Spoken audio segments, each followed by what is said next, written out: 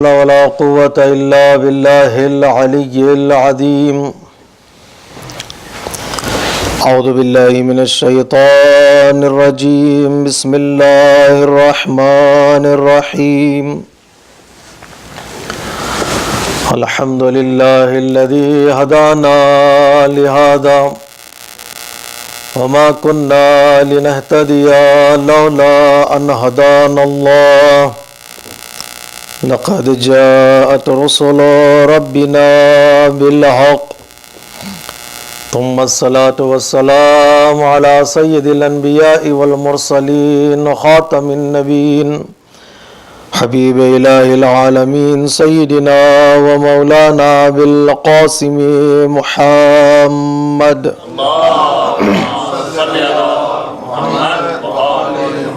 وعلى آل بيته الطيبين الطاهرين المظلومين المعصومين الميامين. ولعنة الله على أعدائهم أجمعين من يومنا هذا إلى قيام يوم الدين. أما بعد، فقد قال الحكيم في كتابه الكريم وقوله الحق. بسم الله الرحمن الرحيم. يا أيتها النفس المطمئنة ارجعي إلى ربك راضية مرضية فادخلي في عبادي وادخلي جنتي. صلوات پڑھیں محمد.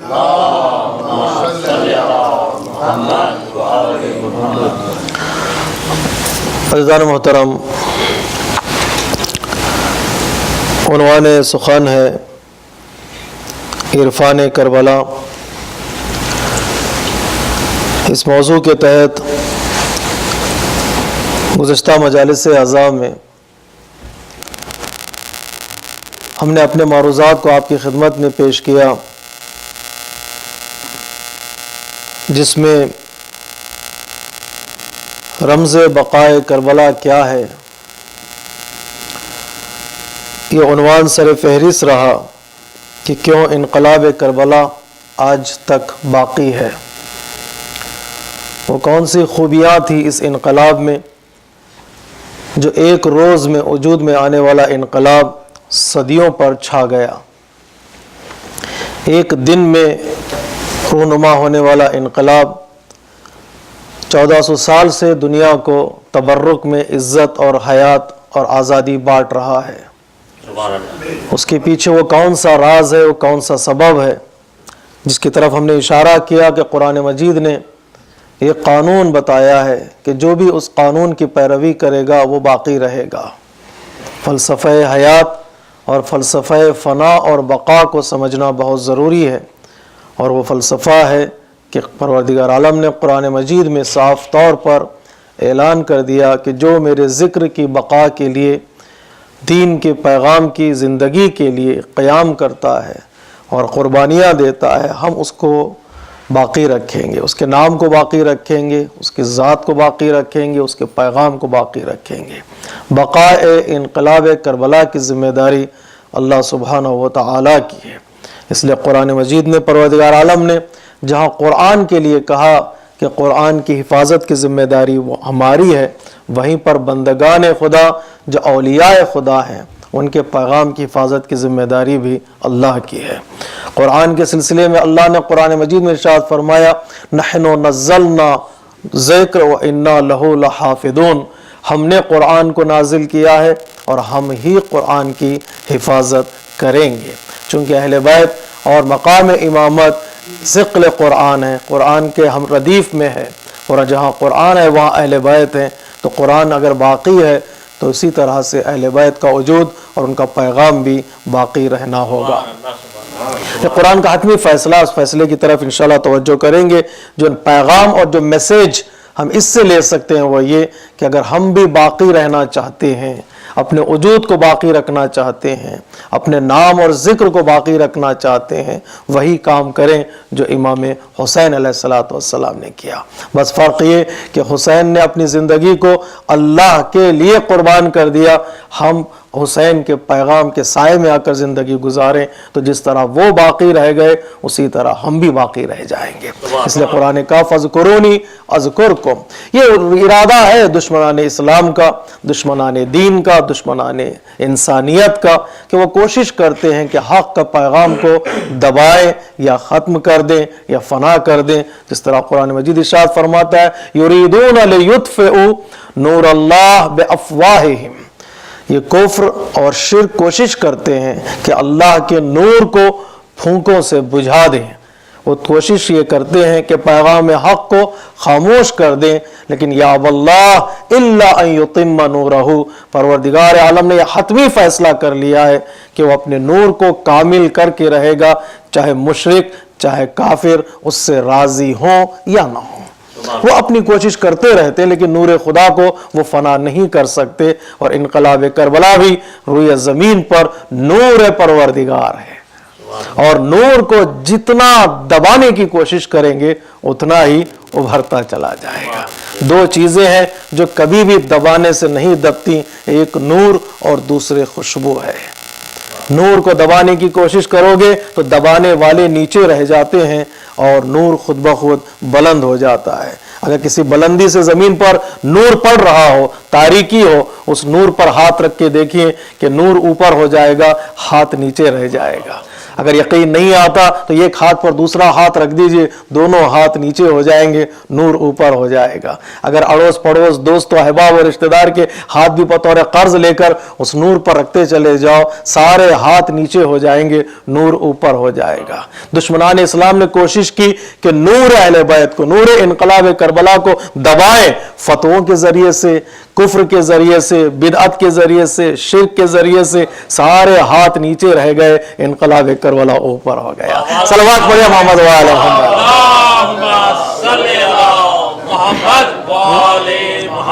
نور کو مقید نہیں کر سکتے، نور کو اسیر نہیں بنا سکتے، نور کو دبا نہیں سکتے، نور کو فنا نہیں کر سکتے. جتنا دشمنان اسلام نے کوشش کی کہ نور کو دبائیں اتنا ہی یہ انقلاب اور ابھرتا چلا گیا اور ابھرتا چلا گیا، اتنا بلند ہو گیا کہ اب دشمن کے ہاتھ اس نور تک پہنچ ہی نہیں سکتے. صلوات پڑھیے محمد وآل محمد.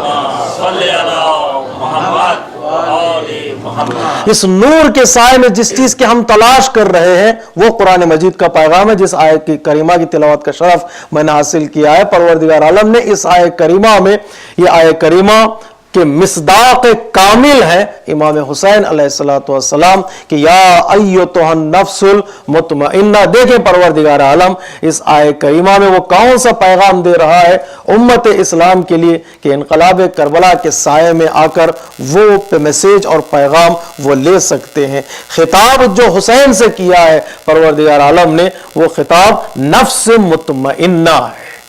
جو آج کی دنیا جس چیز کی تلاش میں ہے وہ سکون ہے. آج کی دنیا جس چیز کی تلاش میں ہے وہ پیس ہے.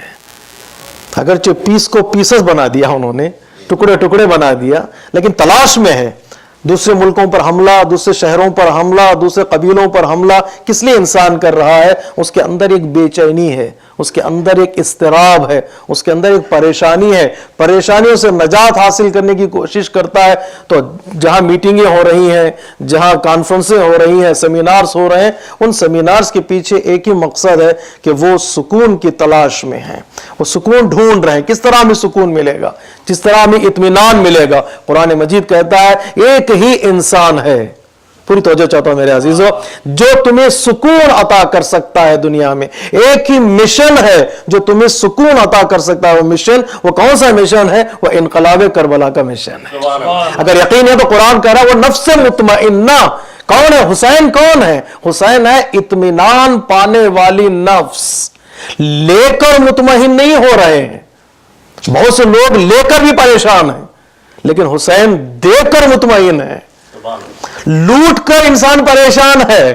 آج کے بڑے بڑے ممالک دیکھیں، دوسرے ملکوں کا کچھ لے آتے ہیں، لوٹ کر لانے کے بعد بھی پریشان ہے. لیکن سب کچھ لٹا کر اگر کوئی انسان مطمئن ہے تو حسین ابن علی ہے. تو آج جو دنیا ڈھونڈ رہی میرے عزیزو، میسج جو ہمارے نوجوانوں کے ہم دے سکتے ہیں وہ یہ کہ آج جس چیز کی دنیا تلاش میں ہے وہ ہمارے پاس ہے.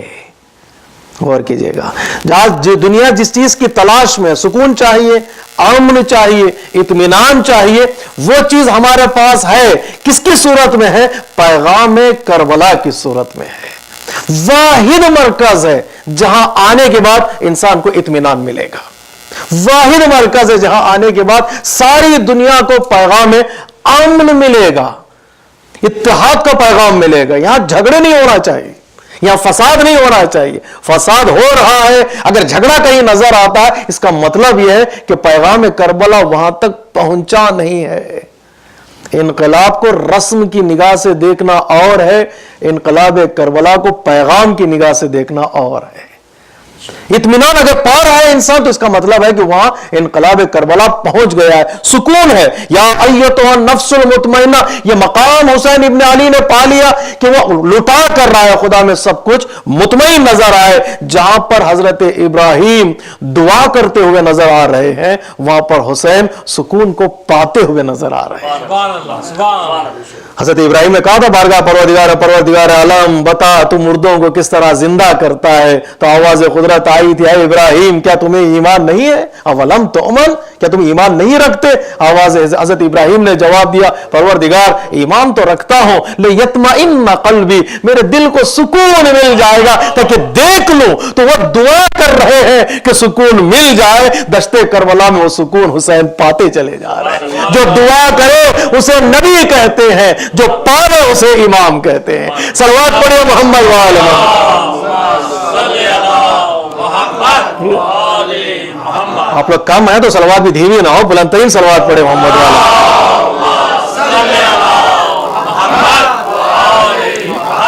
حضرت ابراہیم دعا کر رہے سکون تک پہنچ جائیں، حسین اس سکون کو پا رہے. یا ایتھا النفس المطمئنہ، اے نا اطمینان پانے والی نفس. انقلاب کربلا عطا کرتا ہے سکون، پریشانیوں سے دور ہو جائے انسان.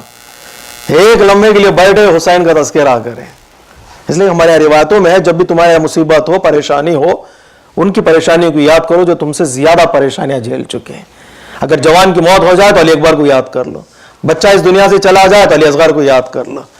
کہ کیوں کہہ رہے ہیں کہ یہ انسان اطمینان پاتا ہے اس غم کے سائے میں آ کر.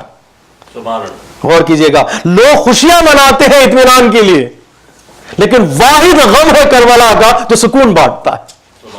واحد غم ہے کربلا کا جو انسان کو غم نہیں بانٹتا، انسان کو سکون بانٹتا ہے. یہ مرکز سکون ہے. راوی روایت کہتا ہے، روایت میں راوی کہتا ہے کہ میں عصر عاشور دیکھ رہا تھا، امام کے چہرے کو جو شہادت کا وقت قریب آتا چلا جا رہا تھا، امام کے چہرے کا نور بڑھتا چلا جا رہا تھا. چہرے کی جو چمک تھی وہ بڑھتی چلی جا رہی تھی، نور بڑھتا چلا جا رہا تھا. غم جھیلنے کے بعد انسان کا چہرہ مرجھا جاتا ہے، مرجھا جاتا ہے. چلے 71 لاشیں اٹھانے کے بعد انسان کے جسم میں تھکاوٹ کا اظہار ہوتا ہے، لیکن راوی کہتا ہے میں دیکھتا رہا کہ امام کے چہرے کا نور بڑھتا چلا جا رہا تھا. اس لیے کہ وہ اس کی راہ میں جان دے رہے ہیں، اس کی راہ میں قربانیاں دے رہے ہیں، جس کو کوئی موت نہیں، جہاں کوئی نیند نہیں، جہاں اونگ نہیں، جہاں فنا نہیں. اب وہ لے رہا ہے، وہ مانگ رہا ہے اور یہ دیتے چلے جا رہے ہیں. امتحان کی منزل بڑی عجیب ہوتی ہے. بعض لوگ سوال کرتے ہیں کیوں امام حسین علیہ السلام امتحان دے رہے ہیں؟ اس کے بجائے کہ ہم سوال کریں کیوں دے رہے ہیں، خوش ہو جائے کہ ہمارے اماموں نے امتحان دیا ہے. اور کی جگہ دو فلسفے ہیں میرے عزیزوں. معافی چاہتا ہوں اس طرف جا رہا ہوں، فلسفے کی طرف بیٹھتا ہوں تو ذہن میں کوئی بات آ جاتی ہے تو میں پیش کر دیتا ہوں، چھپاتا نہیں ہوں. تو ہمیشہ میں یہی کہتا ہوں ہمیشہ لوگوں کے سامنے کہ میں رٹ کے آتا ہوں، ڈٹ کے پڑھتا ہوں. اور جب تک پڑھوں گا نہیں اتروں گا نہیں. آپ جلدی اشارہ بھی نہ کیجیے جلدی اتریے نہیں، جتنا رٹ کے ہے اتنا ڈٹ کے پڑھ کے چلا جاؤں گا. بس سبھی کے صلوات پڑھے محمد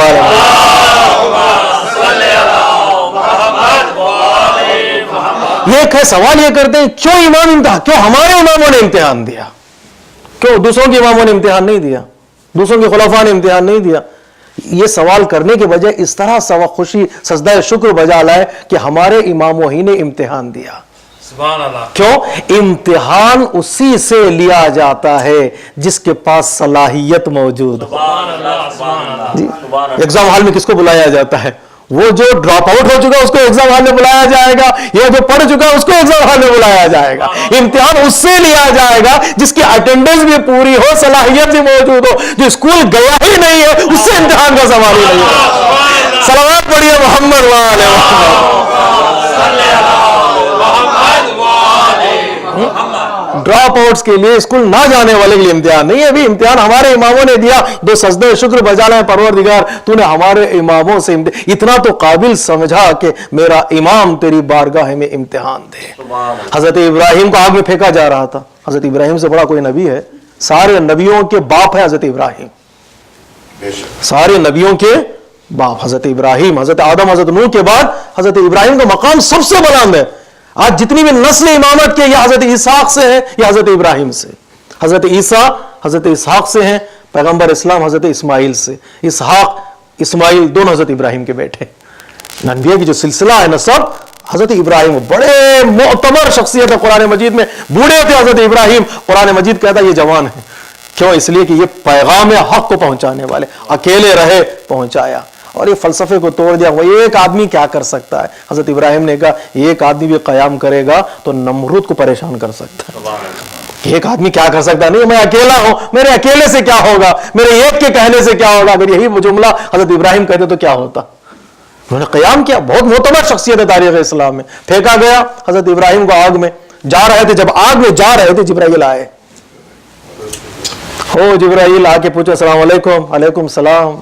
اے ابراہیم کسی مدد کی ضرورت ہے؟ حضرت ابراہیم نے کہا نہیں. کیا اللہ سے ہے، لیکن وہ جانتا ہے مجھے کیا چاہیے، تم سے نہیں. کیا علماء آ کے رک جاتے ہیں. یہاں دیکھیے میرے عزیزو، آپ کبھی اگر کبھی امتحان میں آپ آ جائیں، مصیبت میں آ جائیں تو 2 رکعت نماز پڑھیں گے. پروردگار تیرا شکر ہے کہ تم مجھ سے امتحان لے رہا ہے. پریشانی آ جائے تو گھبرائیے نہیں. پریشانی انسان کی زندگی کو اور خوبصورت بنا دیتی ہے، اور خوبصورت بنا دیتی ہے. حضرت ابراہیم نے کہا تجھ سے نہیں. خوب انسان اگر پریشان ہوتا ہے، مضطرب ہوتا تو مدد مانگنا چاہیے تھا. ڈوبتے کو تنکے کا سہارا بھی. جبرائیل آ گئے میں ڈوب رہا ہوں تو کم از کم تنکے کا سہارا تو مل گیا. جبرائیل کا دامن تھام لیتے، اٹھا کے لے جاتے. حضرت ابراہیم وہاں پر نے کہا نہیں، مدد تو وہ جانتا ہے، اس سے میں مدد مانگ لوں گا، وہ جانتا ہے مجھے کیا چاہیے. کیا کہنا چاہ رہے ہیں حضرت ابراہیم؟ حضرت ابراہیم یہ کہنا چاہ رہے ہیں جبرائیل مجھے امتحان تو دینے دے. اگر آپ لوگ جاگ رہے ہیں تو جملہ آپ کے حوالے کر رہا ہوں. حضرت ابراہیم جبرائیل کو یہ پیغام سنا رہے ہیں مجھے آگ میں تو جانے دے، مجھے امتحان میں بیٹھنے تو دے، پتا چلے گا میری صلاحیت کیا ہے. وہ امتحان لینے والا وہ اور امتحان دینے والا میں جانتا ہوں امتحان کس طرح دوں، وہ جانتا ہے امتحان کس طرح لے. مجھے امتحان میں جانے تو دے، آپ کو گلزار بنا کے بتا دوں گا کہ میرا مقام کیا ہے. صلوات پڑھیے محمد وآل محمد.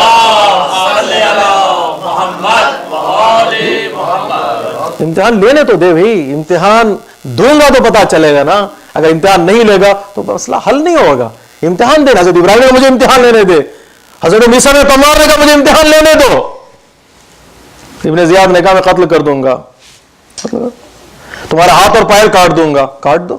کس کا امتحان دے رہے ہیں؟ محبت کا امتحان دے رہے ہیں. ہاتھ اور پیر کاٹ دوں گا. کاٹ دو.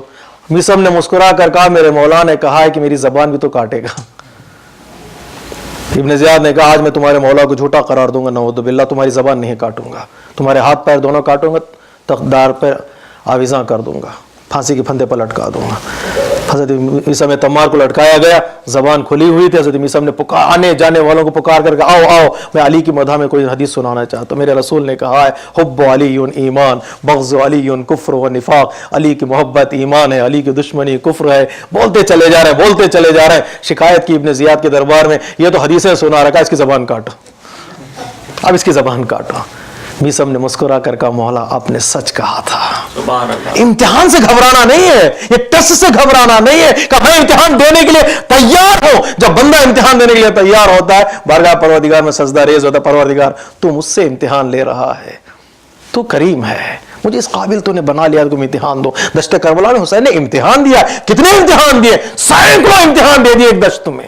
سینکڑوں امتحان ایک ہی دن میں، ایک ہی دشت میں سینکڑوں امتحان دیے. اور امتحان دے کر مطمئن، امتحان دے کر مطمئن. امتحان کچھ اللہ سے لے کر بھی ہم مطمئن نہیں ہوتے ہیں، وہ دے کر مطمئن ہے کہ یا ایتھا النفس مطمئنہ. جب یہ کمال اس نفس کا وہاں تک پہنچا، پروردگار عالم نے کہا اب میری بارگاہ میں آ، اب میری بارگاہ میں. دیکھو یہاں میں رک کر ایک جملہ کہنا چاہتا ہوں آپ سے. इरजिई इला रब्बिके राज़ियतम मर्दिया, ऐ मेरे हुसैन तूने अपना इम्तिहान पूरा दे दिया। अब ये कमालात इंसान को मिलेंगे इम्तिहान देने के बाद, जो नतीजा आएगा जैसे तुमने इम्तिहान दिया है वैसा रिजल्ट तुम्हारे नाम लिखा जाएगा। ऐ हुसैन हमने तुम्हारे इम्तिहान को एक्सेप्ट कर लिया, जो तुमने पर्चा लिखा इम्तिहान का पर्चा मुकम्मल है। औलाद में मांग रहा था तुमने औलाद को भी दे दिया, मैं माल मांग रहा था माल भी दे दिया, वतन छोड़ दिया, शहर छोड़ दिया, गांव छोड़ दिया, मुजावरी छोड़ दी, हज को तर्क कर दिया, मक्का छोड़ दिया, बच्चे मांग रहे थे बच्चे दे दिए, बचपन मांग रहा था मैंने अली असगर को दे दिया, जवानी मांग रहा था अकबर को दे दिया, हाथ मांग रहा था अब्बास के दे दिए। कितने इम्तिहान हुसैन ने दिए, कितने इम्तिहान दिए हैं। मैं आपके ज़हन मालूमात के लिए जुमला कह दूं, कुरान मजीद में 35 किस्म की कुर्बानियां हैं। कुरान मजीद में कुर्बानी 35 किस्म है कुर्बानियों के, सारे 35 किस्मों पर कि अगर किसी ने अमल किया है तो हुसैन इब्न अली ने हर एक कुर्बानी दी, वतन से लेकर बहनों की चादर तक, सारी जो कुर्बानियां देने के बाद जब सजदा किया हुसैन ने, और सजदे में शिकवा नहीं, गिला नहीं कि परवरदिगार तूने क्यों मुझसे इम्तिहान ले लिया, नहीं कहा परवरदिगार, सजदे में हुसैन ने सर रखकर बताया तहे शमशीर सजदा और कितना मुतबर सजदा। आम हालतों में हम सजदा करने से कितना भागते, तलवारों की साय में सजदा किया, तहे शमशीर सजदा और कितना मुतबर सजदा, बताओ बेनियाज क्या एतबार बंदगी आया। फरिश्तों ने कहा था ना हज़रत आदम को सजदा करते वक्त कहा था परवरदिगार आदम को क्यों जमीन पर भेज रहा है, वो जाएगा तो लड़ेगा, झगड़े करेगा, मारेगा, धाड़ेगा। आज के हालात को देखकर कह दिया होगा फरिश्तों ने, हमें भेज दे, हम जाएंगे, तस्बीह पढ़ेंगे, रुकू करेंगे, सजदा करेंगे, लोगों की खिदमत करें, हमें भेज भी, इनाम तो चाहिए तस्बीह और तहलील का। तो परवरदिगार आलम ने कहा था जो मैं जानता हूं तुम नहीं जानते, इन्नी आलमो मा ला तालमून, मैं जो मैं जानता हूं तुम नहीं जानते। फरिश्तों को जवाब दिया दश्ते करबला से हुसैन ने, कि फरिश्तों आसमानों पर ठंडी छांव में सजदा करना और है, तीरों के साए में सजदा करना और है। ख्वाहिशात ना रख कर सजदा करना और है, ख्वाहिशात दिल में रख कर सजदा करना और है। तुम्हारे पास बेटे नहीं जो कुर्बान करके सजदा करो, आओ मुझे देखो मैं बेटों को कुर्बान करके सजदा करो। कामिल इम्तिहान में पूरे नंबर लिए हुसैन ने, तो परवरदिगार आलम का नफ्स आ जा मेरी तरफ, या अय्युहन नफ्सुल मुतमइन्ना इरजिई इला रब्बिके राज़ियतम मर्दिया, आ मेरी बारगाह में। दो शर्तें हैं यहां पर, एक तू मुझसे राजी, मैं तुझसे राजी।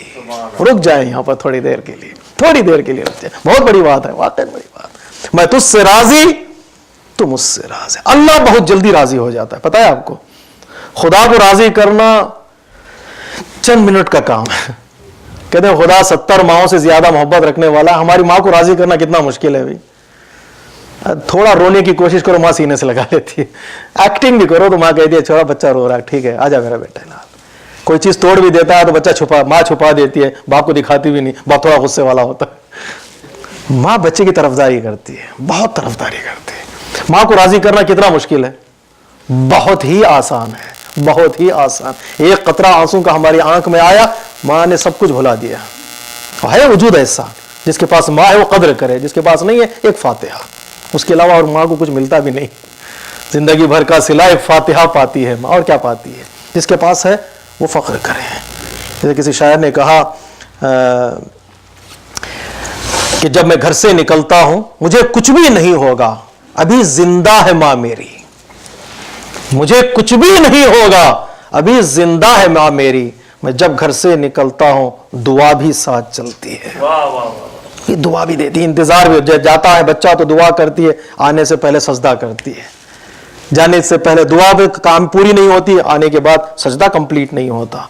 तो माँ को राजी करना बहुत आसान है, चुटकियों का काम है, लम्हों का काम है। लेकिन 70 माओं से ज्यादा मोहब्बत रखने वाला अल्लाह, उसे राजी करना तो और आसान है।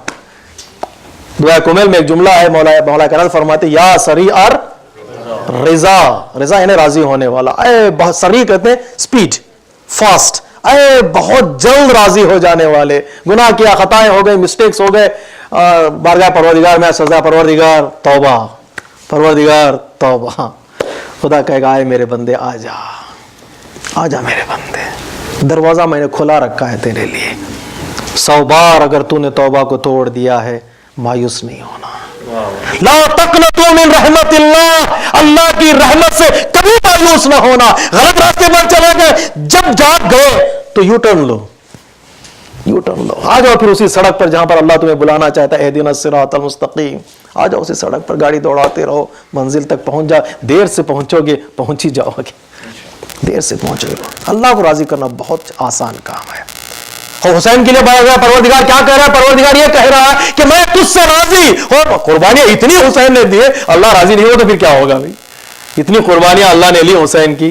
حسین اللہ کہہ رہا میں تجھ سے راضی ہو گیا حسین، بس میں تجھ سے راضی ہوں، لیکن تو مجھ سے راضی. یہاں آ کر علماء کرام تفسیر میں کئی سوالات علماء کرام کے ذہن میں آتے، مفسرین کے. بندہ اللہ سے راضی اتنی جلدی نہیں ہوتا ہے بھائی کہ اللہ ہم سے راضی ہو جاتا. ہم اللہ سے راضی ہوتے ہیں بچپن سے لے کر اب تک، نعمتوں پہ نعمتیں لیتے چلے جا رہے ہیں، اب بھی راضی نہیں. اللہ اور دے دے، اور دے دے. ایک چھوٹا سا گھر دے دے اللہ، چھوٹا سا گھر مل گیا تو اس کے بعد اللہ یہ گھر چھوٹا نظر آ رہا ہے، تھوڑا اور بڑا دے دے. لے لیا تو اور بڑا، اس کے بعد اور بڑا. 3-4 کمرے، یہ کمرہ خالی ہی رہے کوئی مسئلہ نہیں، لیکن چاہیے بڑا، اپنے لیے نہیں دکھاوے کے لیے تو چاہیے اور چاہیے. یہ گاڑی مل گئی پروردگار، ایک وسیلہ مل گیا. پروردگار یہ تو اولڈ ماڈل ہے، کچھ نئی سی گاڑی دے دے، کچھ نئی سی گاڑی لے لی. کبھی بندہ راضی نہیں ہوتا اللہ سے، نعمتیں لیتا چلا جاتا ہے اور مانگتا چلا جاتا ہے اور مانگتا چلا، پیٹ کبھی انسان کا بھرتا ہی نہیں. مولا کائنات فرماتے ہیں نہج البلاغہ میں 2 قسم کے لوگ ہیں جن کا پیٹ کبھی نہیں بھرتا. ایک طالب مال، دوسرے طالب علم.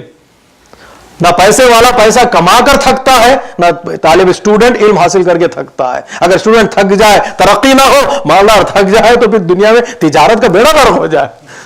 وہ تھکتا نہیں ہے، وہ کمانے سے تھکتا نہیں، یہ پڑھنے سے تھکتا نہیں. انسان کبھی بھی تھکتا نہیں ہے. پیٹ انسان کا کبھی بھی بھرتا نہیں، الا ایک چیز سے بھرتا ہے، وہ قبر کی مٹی سے. کبھی بھی انسان کا پیٹ نہیں بھرے گا. انسان اللہ سے راضی ہو جائے، نہیں حاجتیں زیادہ ہیں، دعائیں کم، مانگنا زیادہ ہے، سجدے کم. انسان مانگتا چلا جائے، دے دے پروردگار، دے دے پروردگار، دے دے. کہتے ہیں تاریخ میں سب سے بڑا حریص کوئی گزرا ہے، تاکہ آپ لوگ سونا جائیں. ایک لطیفہ بھی سنا دو. حریص کوئی گزرا ہے، بعض علماء کہتے ہیں حریص یعنی لالچی انسان، سب سے بڑا لالچی، گریڈی. تو کہا محمد بن اشعث ہے، ایک تاریخ میں گزرا محمد بن اشعث نام کا شخص جو بہت بڑا لالچی تھا. تو وہ کرتا کیا تھا، جو آسمان پہ پرندے اڑتے ہیں صبح سویرے یا غروب کے وقت، جب آسمان میں پرندے اڑتے ہیں، یہ بندہ کیا کرتا تھا، ہاتھ میں کپڑا لے کے دوڑتا تھا پیچھے.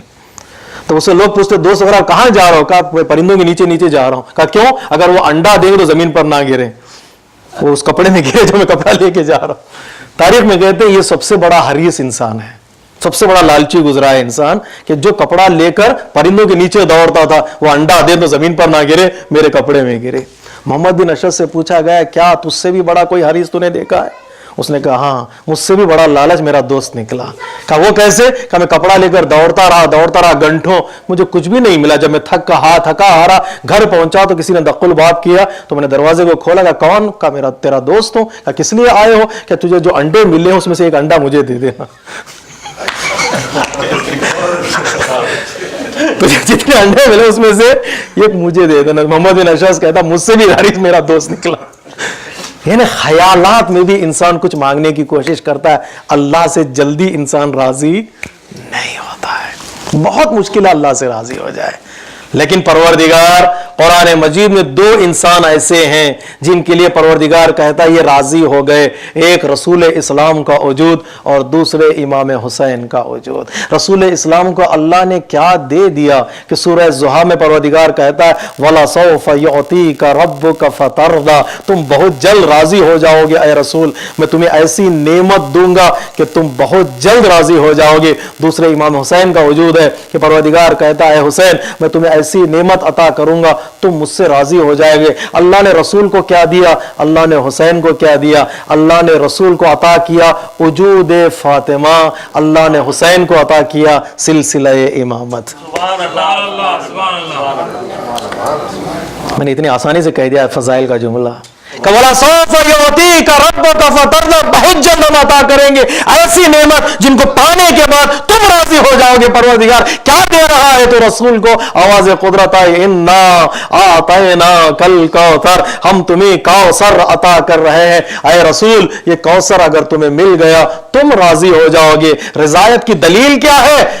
پیغمبر اسلام 2 رکعت شکر کی نماز پڑھ رہے ہیں، فَصَلِّ لِرَبِّكَ وَانْحَرْ۔ جب امتحان میں کامیاب ہو جاتا ہے انسان، نعمت پاتا ہے تو کیا کرتا ہے؟ مٹھائی تقسیم کرتا ہے، مٹھائی بانٹتا ہے نا، ابھی پڑوس میں دوستوں میں امتحان میں کامیاب، نعمت مل گئی، پیغمبر اسلام کو ایک نعمت ملی، رحمت ملی، وجود فاطمہ کی صورت میں 2 رکعت نماز پڑھی آپ نے شکرانے کی، اور قربانی دی، اونٹ کی گوشت تقسیم کیا خوشی میں کہ راضی، میں راضی ہوگا۔ وَلَسَوْفَ يُعْطِيكَ رَبُّكَ فَتَرْضَىٰ، فاطمہ کو پا کر رسول راضی، کیا دے دیا حسین کو؟ پروردگار عالم نے انقلاب کربلا کے عوض میں پروردگار عالم نے حسین کو 3 چیزیں عطا کی۔ مفاتیح الجنان میں یہ چیزیں لکھی ہوئی ہیں دعا کے ذیل میں، 3 چیزیں عطا کی پروردگار عالم نے۔ پہلی چیز، جس خاک پر حسین کے خون کا قطرہ گرا اس خاک کو پروردگار عالم نے خاک کے شفا بنا دیا۔ اور جو زائر حرم حسین کی زیارت کے لیے جاتا ہے، گنبد حسین کے نیچے کھڑے ہو کر دعا کرتا ہے، پروردگار عالم نے ضمانت لی ہے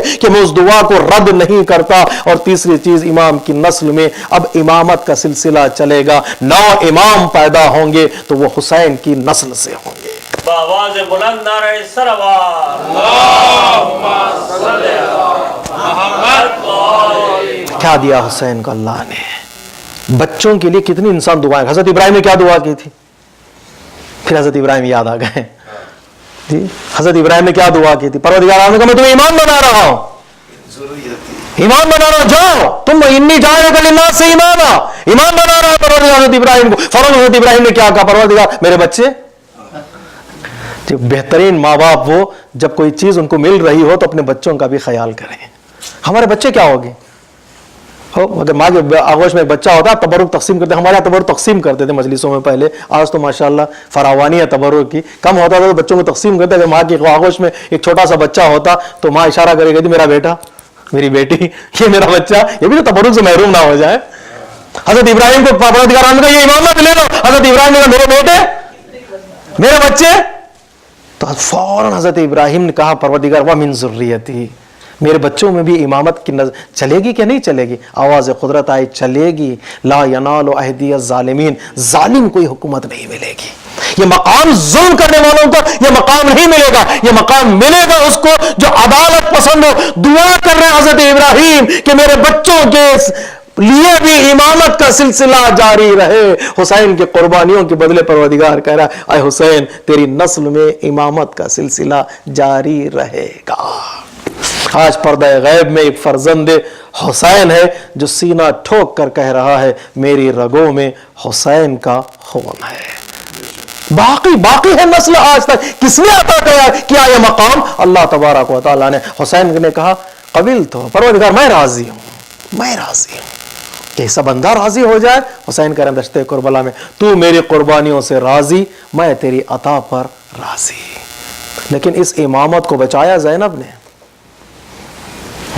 شاعر کہتا علی کی بیٹی کو جھک کر سلام کر اسلام، یہ 2 اماموں کو گھر تک بچا کے لائی ہے۔ نسل امامت کو بچایا تو کس نے بچایا؟ زینب کبریٰ نے۔ یہاں پر زینب کبریٰ کی شخصیت واضح ہو جاتی ہے کہ علامہ کاشف الغطاء فرماتے ہیں قرآن بچا کر حسین شریک القرآن، السلام علیکہ یا شریک القرآن، قرآن بچا کر حسین شریک قرآن، اور حسینیت بچا کر زینب شریکت الحسین۔ وہ شریک قرآن ہو گئے، یہ شریکت الحسین ہو گئے۔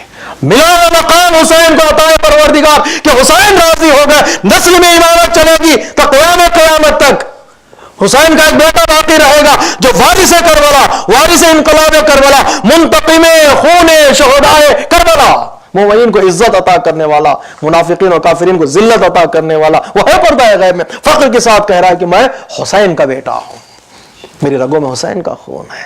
या अय्युतुहन नफ्सुल मुतमइन्ना इरजिई इला रब्बिक रादियतम मर्दिया, ऐ हुसैन मैं तुझसे राजी, तो मुझसे राजी, तो इत्मीनान पाने वाली नफ्स अपनी बारगाह की तरफ लौट कर आ। तो जमीन पर एक बतौर अमानत जात थी, अब वो अमानत का वक्त खत्म हो गया है, आजा मेरे परवरदिगार की बारगाह की तरफ, फदखुली फी इबादी, मेरे मखसूस बंदों में शामिल हो जा, वदखुली जन्नती। इस इनकलाब करबला का नतीजा है जन्नत। हमें क्या चीजें देती है इनकलाब करबला? 4 सबक हम लेंगे इनकलाब करबला से। एक, सुकून, या अय्युतुहन नफ्सुल मुतमइन्ना। 2, अल्लाह की नेमतों पर राजी होना। बहुत मुश्किल है, जो चीज हमारे पास है उससे राजी हो जाए। नाराजी परेशानी, तो हमेशा हम क्या करते हैं, जो चीजें नहीं है उसकी फहरिस्त तैयार करते हैं, ये मेरे पास नहीं है, ये मेरे पास नहीं है, ये मेरे पास नहीं। जब चीजें नहीं है की तरफ तवज्जो करोगे तो परेशान हो जाओगे। एक लिस्ट तैयार करो, फहरिस्त तैयार करो, जो चीजें मेरे पास हैं, कितनी चीजें मेरे पास हैं, उसकी फहरिस्त जो नहीं है उससे कहीं गुना ज्यादा है। जो चीज हमारे पास है बहुत है, बहुत चीजें हमारे पास हैं, जो नहीं है वो कम है, जो है वो ज्यादा है। एक सुकून को तलाश करो तो इनकलाब करबला का पैगाम का मैसेज पर इनकलाब करबला इंसान को सुकून अता करता है। 2, अल्लाह से राजी होने का तरीका सिखाता है। 3, बंदगी, फदखुली फी इबादी, कि इंसान को इनकलाब करबला अब्द बना देता है। तमाम फजीलतों का दारो मदार अब्दियत पर है, मकाम पर नहीं। मैं क्या हूं इस पर फजीलत नहीं है, मैं अब्द खुदा हूं, यह फजीलत है। हम तशहुद में पढ़ते हैं, नमाज की तशहुद में पैगंबर इस्लाम का नाम आने से पहले क्या कहते हैं हम लोग? अशहदु अन्ना मुहम्मदन अब्दुहु व रसूलुहु, वो अल्लाह के बंदे हैं फिर रसूल हैं। अब्द हो तो रसूल बनोगे, रसूल होकर कोई अब्द नहीं बनता है। मकाम तक पहुंचना है, हुसैन तक पहुंचना है, बंदगी का सलीका सीखना पड़ेगा। यहां सर के बल चलकर आना पड़ेगा ताकि हुसैन के सीने तक पहुंचना अगर चाहते हो। अब्दियत चाहिए, गुलामी चाहिए। जहां आब्द है वहां मौला। हम कौन है? हम आब्द हैं, हुसैन हमारे मौला है। ये खूबसूरत पैगाम है आलिम दीन का, मैं आपके हवाले कर रहा हूं। हम आब्द हैं, हुसैन मौला है। खूब आब्द का काम क्या होता है? जो मौला कहेगा वो करे। अब्द का उसी को कहते हैं ना, गुलाम किसे कहते हैं हम लोग? गुलाम उसे, सर्वेंट किसे कहते हैं? सर्वेंट उसे ही कहते हैं हम लोग जो मालिक कहता है उसकी सुने। सर्वेंट का कोई इख्तियार नहीं होता है।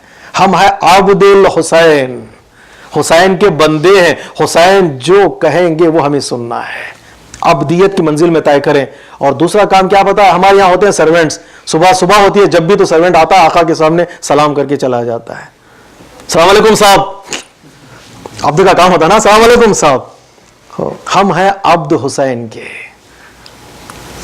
कह दूं, पैगाम सुना दो, माफी चाहता हूं, मिसाल में दे रहा हूं समझाने के लिए बच्चों को। सलाम अलैकुम साहब करता है सर्वेंट हर दिन सुबह उठ के। हम हैं हुसैन के अब्द, हर दिन सुबह हमारी जिम्मेदारी होती है एक सलाम हुसैन को करें। एक सलाम हुसैन को करें, चाहे वारिसा की सूरत में सलाम करें या आशुरा की सूरत में सलाम करें। सलवात पढ़िए मोहम्मद वाले।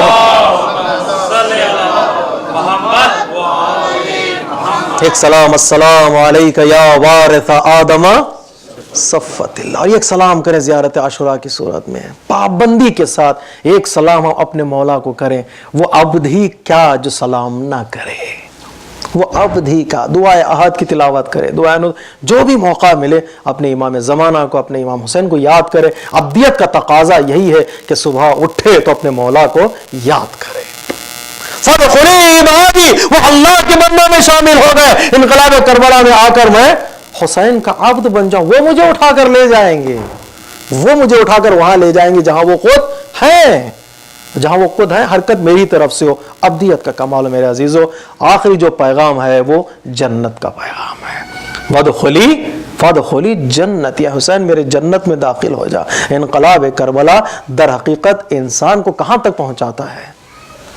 नतीजा इनकलाब करबला का जन्नत है। जन्नत यानी कमाल, जन्नत यानी इंसान की आखिरी मंजिल, जन्नत यानी जहां इंसान पहुंचना चाहता है, जन्नत यानी इंसान का तसव्वुरात का आखिरी घर, उससे बेहतर घर नहीं है। वहां तक अगर पहुंचना चाहते हो तो वाहिद रास्ता यह है कि हुसैन का हाथ थाम लो, हुसैनियों का हाथ थाम लो, दामन हुसैन थाम लो। जो बच्चा बड़ों का हाथ थाम लेता है उसे घबराहट नहीं होती है, गाड़ी दाएं से आ रही है बाएं से आ रही है, वो बड़े का काम है मुझे ले जा।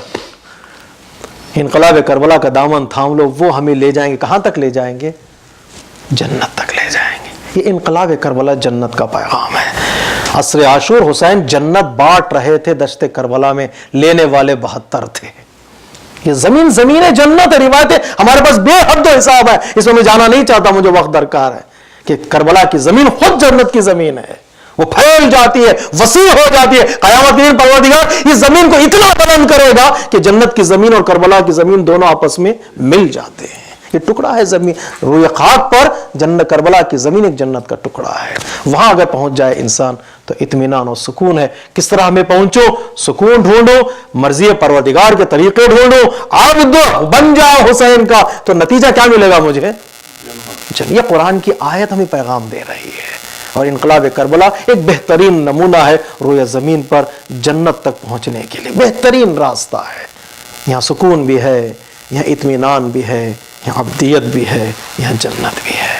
इंशाल्लाह फिर कभी और तफसीलात में हम जाएंगे। ये इनकलाब करबला अगर पहचान ले हम लोग, ये इनकलाब करबला हमें अता करेगी। ज़हरा का घर रोए ज़मीन पर जन्नत का नमूना है। यहाँ इस घर की तरफ सिर्फ फरिश्ते नहीं, आखिरी नबी भी सुकून पाने के लिए जिस घर की तरफ आ रहे हैं, उस घर का नाम है फातिमा का घर। हदीस किस्सा का पैगाम क्या है? पैगंबर इस्लाम ने ज़ौफ़ का एहसास किया, कहाँ गए? उस बेटी के घर आए जो बेटी रहमतुल लिल आलमीन के लिए भी रहमत है, रहमतुल लिल आलमीन के लिए भी रहमत है। उस घर के करीब आए जिस घर में फातिमा रहती हैं। चादर यमानी पैगंबर इस्लाम पर फातिमा ने डाल दी। चादर के नीचे आ गए तो सुकून मिल गया, इत्मीनान मिल गया। फरिश्ते इस घर पर पैगंबर इस्लाम भी आ रहे हैं सुकून हासिल करने के लिए। ये शब वो शब है जहां पर उम्मत यतीम हो जाती है। एक है फर्द यतीम होता है, कभी कोई बंदा, किसी बच्चे का बाप इस दुनिया से चला जाता है, माँ मर जाती है, तो उस बच्चा या बच्ची को हम कहते हैं यतीम या यतीमा, कि उसकी माँ मर गई या उसका बाप इस दुनिया से चला गया। पैगंबर इस्लाम है उम्मत के बाप। जब उम्मत का बाप इस दुनिया से चला जाता है तो ये वो शब है जिस शब में उम्मत यतीम हो जाती है। इसलिए कि पैगंबर इस्लाम इस दुनिया से चले जाते हैं और इमाम और पैगंबर इस्लाम दोनों उम्मत के बाप हैं। और ये शब मंसूब है पैगंबर से भी और इमाम से भी, दोनों इस दुनिया से चले गए तो उम्मत यतीम हो जाती है। शहादत इमाम हसन मुस्तफ़ा भी है और वफ़ात पैगंबर इस्लाम खत्म मर्तबत हज़रत मोहम्मद मुस्तफ़ा सल्लल्लाहु अलैहि वसल्लम आखिरी लम्हात है पैगंबर इस्लाम की ज़िंदगी के। पैगंबर इस्लाम का सर शहज़ादी के ज़ानों पर है। आने वाला दक्कुल बाप करता है, शहज़ादी पूछती है कौन है, जवाब नहीं आता। लेकिन ऐसी आवाज़ सुनकर शहज़ादी की आंखों से आंसू जारी हो जाते हैं। एक आंसू का कतरा पैगंबर के सर पे गिरता है, रुखसार पे गिरता है, आंख खुल जाती है। फातिमा, अभी तेरा बाप जिंदा है, अभी तेरा बाप क़ायद हयात है, तुम्हारी आंख से आंसू। कहा बाबा कोई दरवाजे पर दस्तक दे रहा है। पता है पैगंबर इस्लाम ने क्या फरमाया? ऐ फातिमा, वो कोई और नहीं है, वो खुदा का फरिश्ता है मलकुल मौत, जो तेरी बगैर इजाज़त के घर में दाखिल नहीं होना चाहता। सिर्फ तेरे दरवाजे पर ये इजाज़त तलब कर रहा है, दुनिया की किसी घर पे इजाज़त तलब नहीं करता। वो आ रहा है इस घर पे इजाज़त तलब करने के लिए, उसे इजाज़त दे दो। जब वो आया तो फातिमा के एक आंखों से निकलने वाला एक आंसू पैगंबर इस्लाम ने बर्दाश्त नहीं किया। बेटी तुम रो रही हो? अभी रसूल का कफन मैला तक नहीं हुआ था, उसी दरवाजे पर जालिमों ने लकड़ियां जमा कर दी। उस दरवाजे पर आग लगाई गई। शहजादी ने पुकार कर कहा इस घर में हसन और हुसैन रहते हैं। नफसियाती जुमला फरमा, क्या तुम उस घर को आग लगाओगे जिस घर में हसन और हुसैन रहते हैं? کہا اس گھر کو بھی آگ لگا دیں گے. گھر کو آگ لگی. حسن و حسین دیکھتے رہ گئے اس منظر کو. تو مرثیہ پڑھا شہزادی نے, صبت علیہ مصائب لو انا صبت علی الایام سرنا لیالیا. شہزادی نے مرثیہ پڑھا, بابا آپ کے بعد وہ مصیبتیں مجھ پر پڑی, اگر روز روشن پر پڑتی تو شب تار میں بدل جاتی. ارے کتنی مصیبتیں شہزادی پر پڑی. ارے جس درخت کے سائے میں بیٹھ کر آپ باپ پر آنسو بہاتی تھی, ظالموں نے اس درخت کو کاٹ دیا. جس گھر میں رسول نے ہاتھ رکھا تھا انگلیوں کے نشانات موجود تھے, اس درخت کو آگ لگا دی. علی کے گلے میں رسول محسن کی شہادت ہو گئی, لیکن فاطمہ نے مرثیہ پڑھا. ارے کتنی مصیبتیں, صرف فاطمہ پر مصیبتیں نہیں, فاطمہ کے بچوں پر بھی مصیبتیں ہیں. ارے 2 بچے فاطمہ کے, ایک امام صلح ہے, ایک امام جہاد. ارے ایک بیٹے کو زہر سے شہید کر دیا گیا, دوسرے لال کو کربلا میں بھوکا اور پیاسا شہید کر دیا کسی عالم دین کے بقول. ارے فاطمہ کے 2 بیٹے تھے, ایک کے جنازے پہ تیر لگائے, دوسرے کا جنازہ تیروں پر اے شہزادی تمہارے جگر کے ٹکڑوں کو ظالموں نے ارے کسی کو زہر دیا, کسی کے جنازے پر تیر چلائے, کسی کا بدن تیروں پر معلق رہا. وہ دشت کربلا, وہ تیروں کی مصیبت. بس عزیزو, واقع کربلا کے بعد حضرت مختار نے حرملہ کو گرفتار کیا. گرفتار کرنے کے بعد پوچھا, حرملہ بتا تو نے دشت کربلا میں کیا ظلم کیا؟ ایک مرتبہ حرملہ نے کہا, مختار مجھے معاف کر دو, میں بتا نہیں سکتا.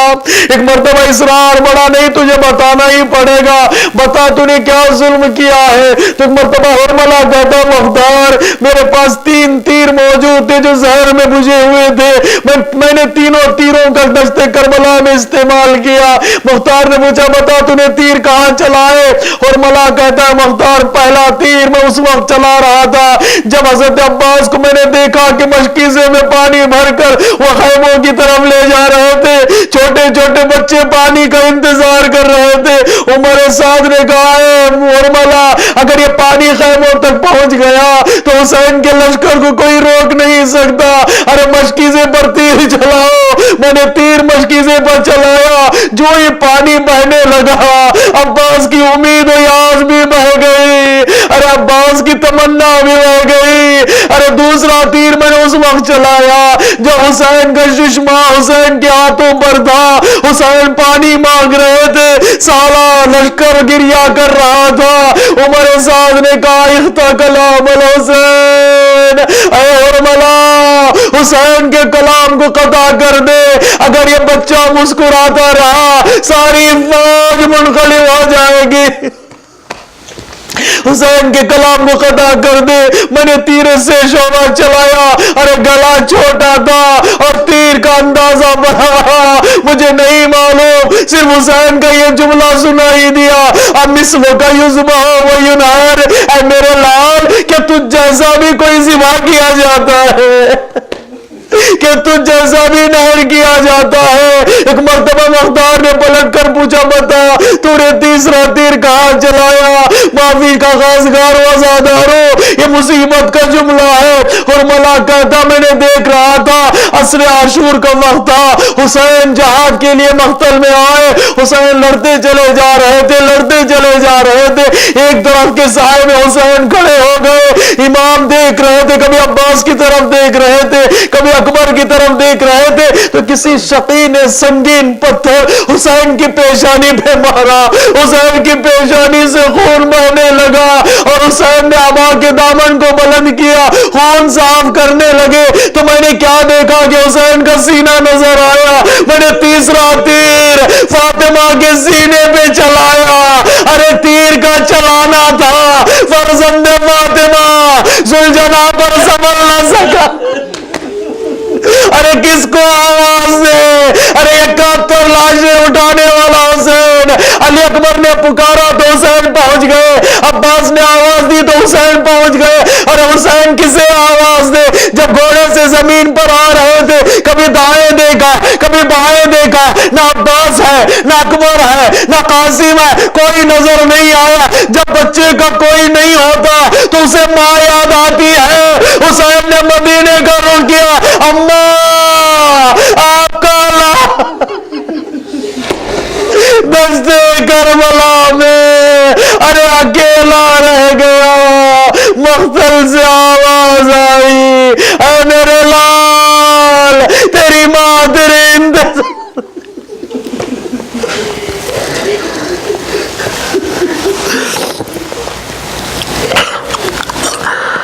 لعنت اللہ علی القوم الظالمین، سیعلم الذین ظلموا ای منقلب ینقلبون۔ السلام علیک یا ابا عبداللہ وعلی الارواح التي حلت بفنائک، علیک منی سلام اللہ ابدا ما بقیت وبقی اللیل والنہار، ولا جعلہ اللہ آخر العہد منی لزیارتکم۔ السلام علی الحسین وعلی علی بن الحسین وعلی اولاد الحسین۔ کئی مومنین نے التماس دعا کہا ہے، ان کے لیے دعا، اور جہاں کہیں بھی مومنین اور مومنات بیمار ہیں ان کی صحت اور تندرستی کے لیے، خصوصی طور پر جہاں شیعان حیدر کرار مصیبتوں میں ہیں، پریشان حال ہیں، پاکستان، بحرین، سیریا اور عراق میں، ان سب کی نجات کے لیے 5 مرتبہ آیہ شفا کی تلاوت فرمائیں۔ بسم اللہ الرحمن الرحیم، اللہم صل علی محمد وآل محمد، عما یجیب المضطر اذا دعاہ ویکشف السوء، عما یجیب المضطر اذا دعاہ ویکشف السوء، عما یجیب المضطر اذا دعاہ ویکشف السوء، عما یجیب المضطر اذا دعاہ ویکشف السوء، عما یجیب المضطر اذا دعاہ ویکشف السوء۔ جن کے نام یہاں پر دیے گئے ہیں، جناب محترم ہمایون سومجی صاحب، محترمہ قیصر مرزا، محترم ارشد جعفری، پروردگار اہل بیت کی تصدق میں اور ان عیساء کریمہ کی تصدق میں انہیں جلد از جلد شفاء عاجل و کامل عطا فرما۔ جہاں کہیں بھی شیعان حیدر کرار پریشان حال ہے، ان کی پریشانیوں کو دور کر دے، جو بیمار ہیں انہیں شفاء کامل عطا فرما۔ پروردگار جو مصیبتوں میں پریشان حال ہیں، پروردگار ان کو پریشانیوں سے نجات عطا فرما۔ پروردگار جو مقروض ہیں ان کے قرضوں کا ادا کر دے۔ پروردگار جہاں کہیں بھی شیعان حیدر کرار ہے، ان کی جان، مال، عزت و آبرو کی حفاظت فرما۔ پروردگار ہمیں فرش عذاب بچھانے کی توفیق عطا فرما۔ پروردگار ان عظیم ہستیوں کے طفیل میں ہمارے اس قلیل عمل کو قبول کر لے۔ پروردگار اس سال اور ہر سال ہمیں حج و زیارت سے مشرف فرما، خصوصاً کربلا کی زیارت نصیب فرما۔ پروردگار جو اس امام بارگاہ کی خدمتیں انجام دے، ان کی خدمتوں کو قبول کر لے۔ جو خدمتیں انجام دے روز بروز ان کی توفیقات میں اضافہ فرما۔ پروردگار تجھے واسطہ اہل بیت اطہار کے وجود مقدس کا امام زمانہ کے ظہور میں تعجیل فرما، ہمیں ان کے اعوان و انصار میں شمار فرما۔ وآخر دعوانا ان الحمد للہ رب العالمین۔ ماتم حسین۔